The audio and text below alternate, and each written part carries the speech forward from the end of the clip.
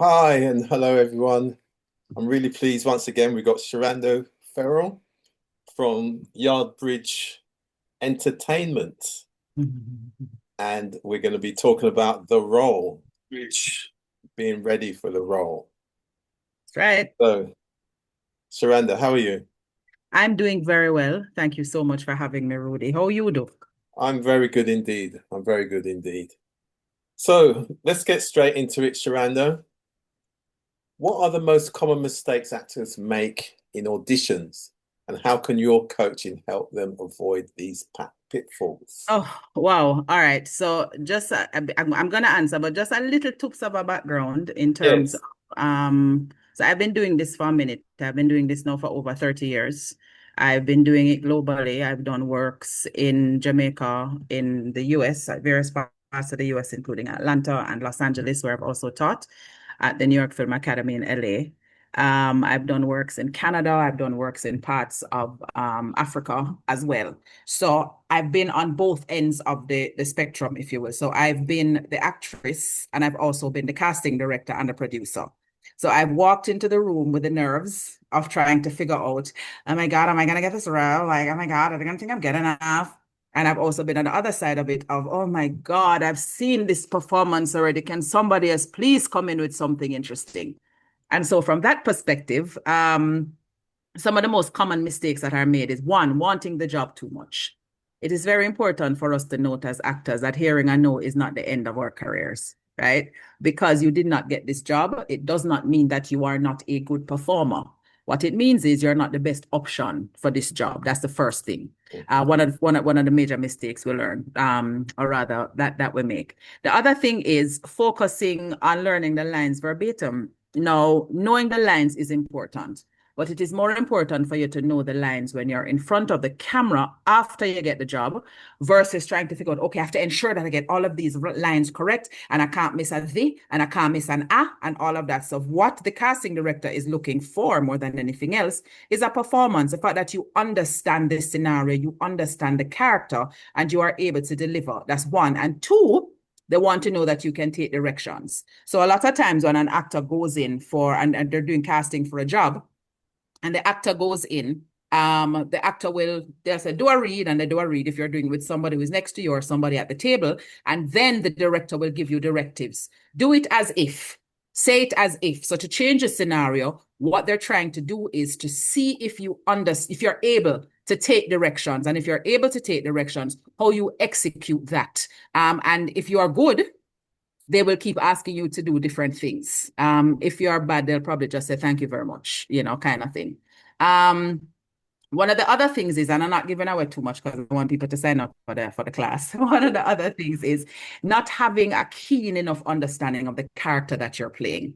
Yeah. So I say to any actor, when you get sides, sides are a part of the script that I want you to read in the audition. When you get sides, typically in the email, it says, if you have any questions, do let us know. Mhm. Most actors afraid to ask questions. No, man, ask question, man.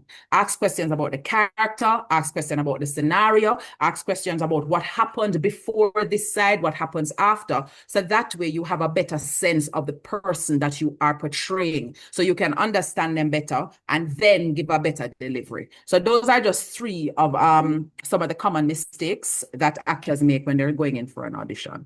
Mm. So, generally speaking, how much time do the actors have to prepare? What's that time Well, period? it really depends on Generally speaking, It depends on the time that they're given by the casting director. right? Because I've been in a position where I've gotten a script this morning to submit a self-tape this afternoon. And Oh, I've been in a position where I've gotten it 2 weeks before. So it really depends on the production, and the timeline of the production.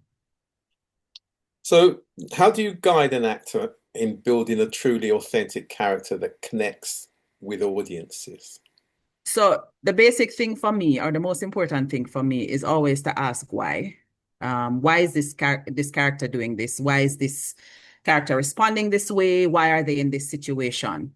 And the other very important thing for me is connecting self to character. So the actors who are more in tune and connected with themselves tend to deliver better characters. because we're all human beings, and there is a hint of us, hopefully, in the characters that we get to play. So what I do with my actors is a lot of psychological work. So we spend a lot of time trying to understand the actor, that person, whoever that human being is, the things that you fear, the things that make you happy, the things that make you sad, because you'd use those same emotions to drive your performance in these particular characters that you're going to be portraying. When you get to a certain point, different actors have different things. So now I'm talking about actors who don't necessarily have a lot of experience. I am at the point where when I play a character, I play the character's emotions. Right. There was a time when I used to play my emotions through the character. But until you get to the point where you can fully separate yourself, then I encourage and I teach my students to tap into you, tap into things you've experienced before, find those feelings, find those emotions, those experiences, and push that now through the feelings and emotions of the character. Okay, okay. So in a sense, you're also asking people to draw on their lived experience and use Absolutely. their imagination as well, of course. Absolutely. A lot of people are afraid of that doing it because plenty Yeah, of of people the course. mind work, So to step into your mind to go, oh my God, what is it that I'm afraid of? What scared me when I was a child? And people afraid of work like that. And Yeah, it's deep work and it's real yeah. work. And I've done it with my students in LA and I've done it with my students at Edna Manley. Mm, And we've had sessions where people just a ball because we're all unhealed on some level. But yeah, you see, the thing is, when you're able to tap into that as the actor, because I train my actors to, you need to tap it and come out.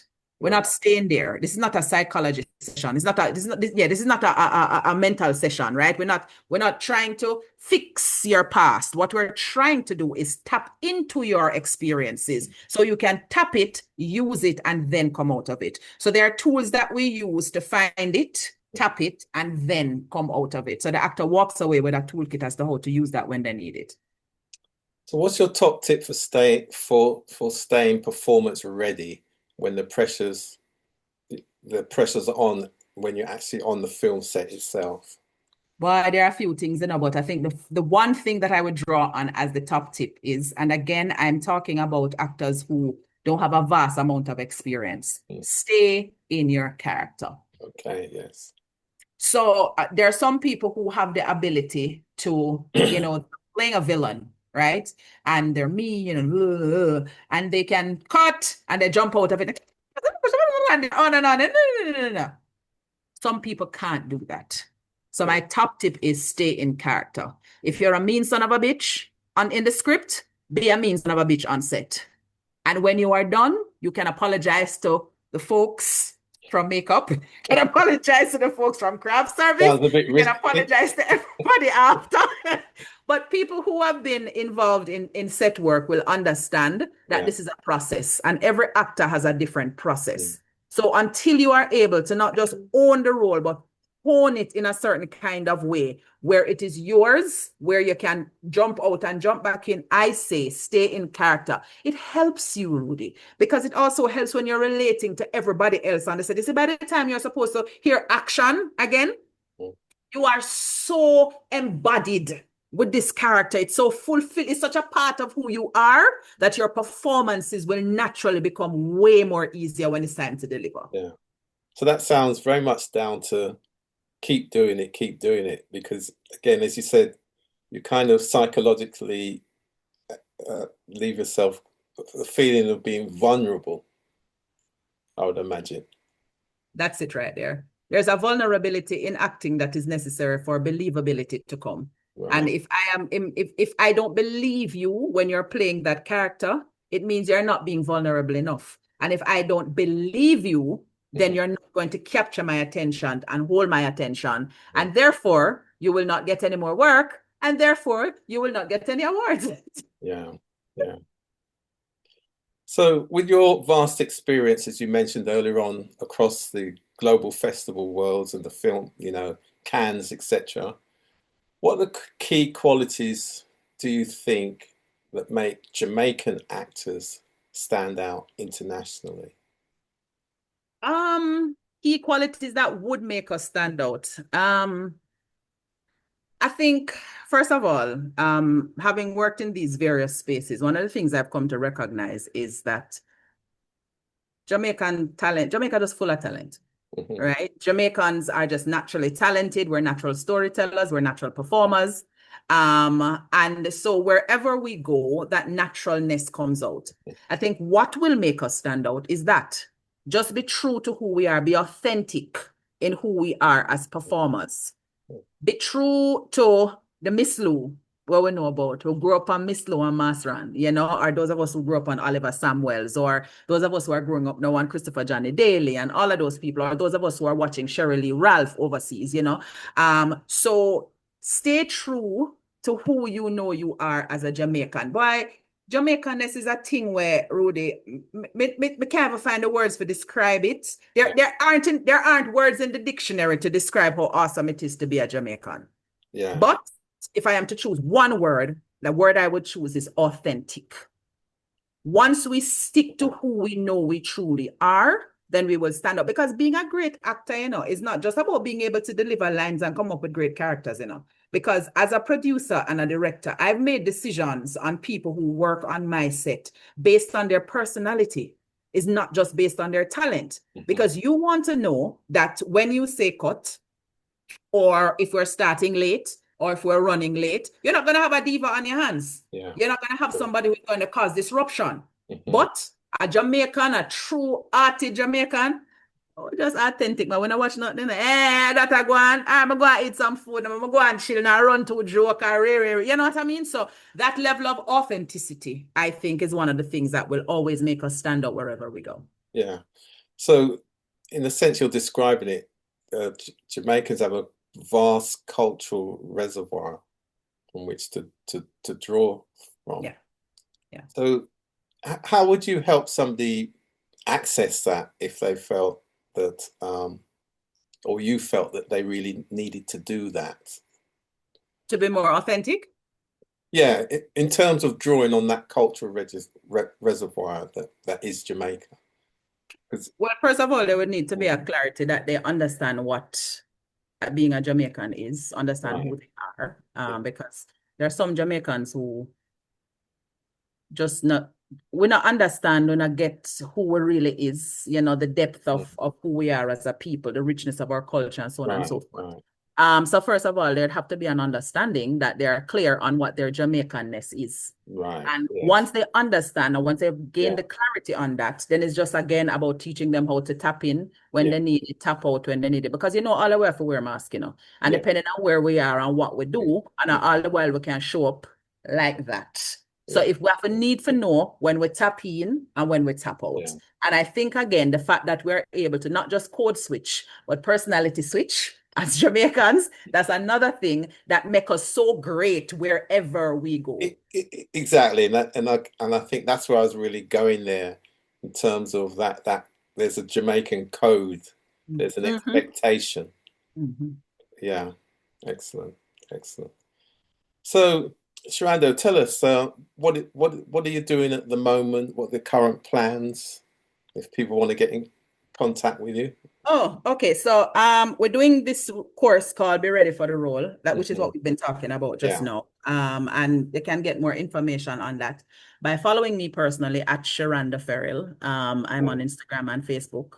There's information there. There'll be more information coming up about the course. The course starts in September. And what it is people can have individual classes. Because initially when I put this together, my intention was for it to be one-on-one. Because if you're preparing for a role, then what you want is individual attention. Yes. The one for auditions, we can always do that as a class. And for onset, that is somebody who now wants to take it to the next level. So we've gone through the audition process. You've helped me build out this character. Now I need your onset as an acting coach just to ensure that also, for directors and producers who may have actors on set who are not as experienced and they need somebody on set to help guide them through the process of finding, building, maintaining, and delivering these characters, that is also a part of what coaching for on-set refers to.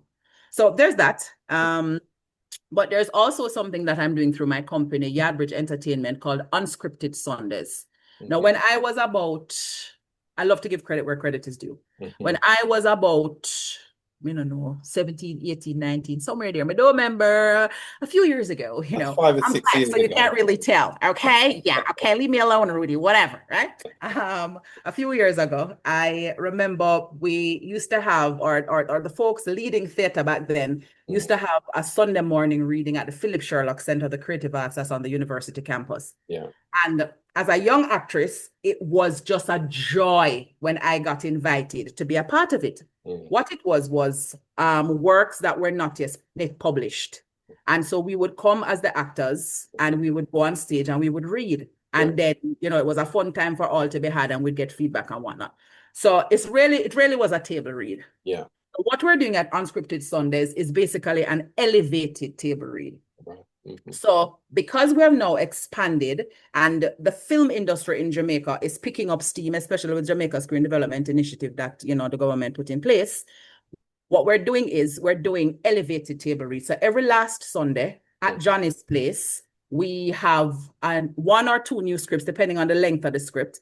And we do the same thing. We have the actors coming about a half an hour to an hour earlier. That's the first time they get to see the script. They don't see the script before because remember, this is new works as well. Yeah. So we're having copyright things that we have to be dealing with. So we can't be sending out people's works. So they come and they see the script like half an hour before. Then they go on stage. We have a little bit of a program, because we include other little performances, some drumming here, some poetry here and there.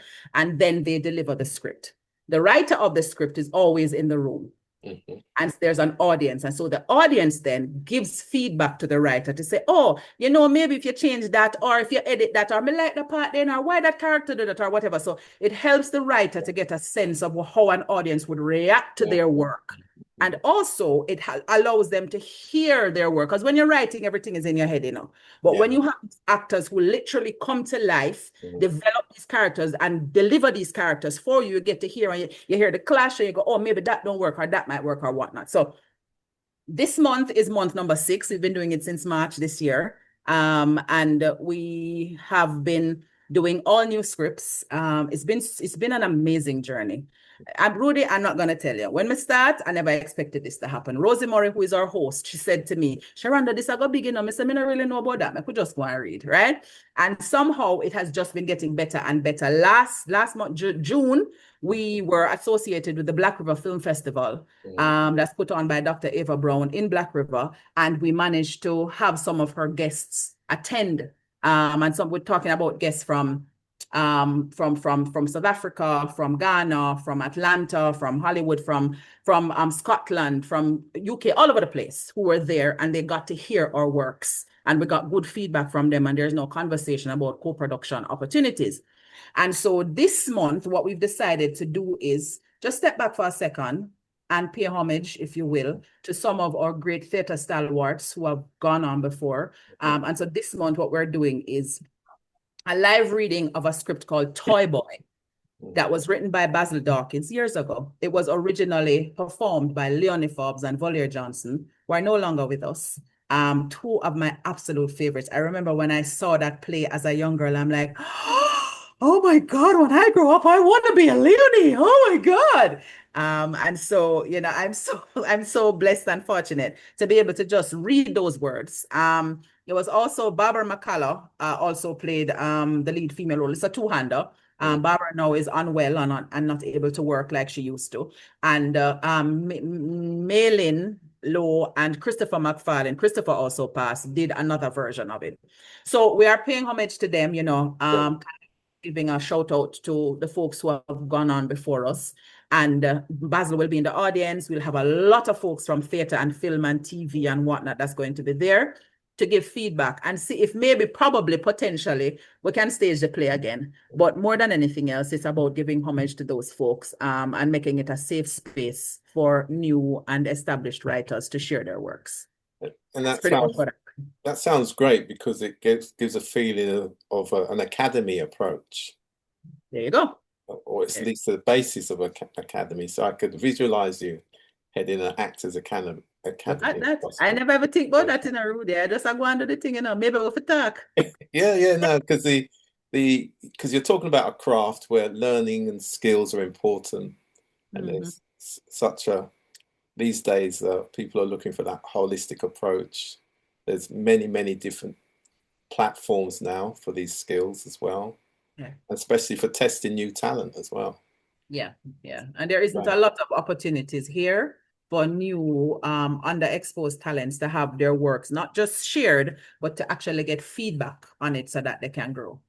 Yeah, and of course, the great thing with some of the alternative um, social media channels, you can create content and share it to limited audience to contribute to that feedback. And Exactly. in other Exactly. words, using the digital platforms.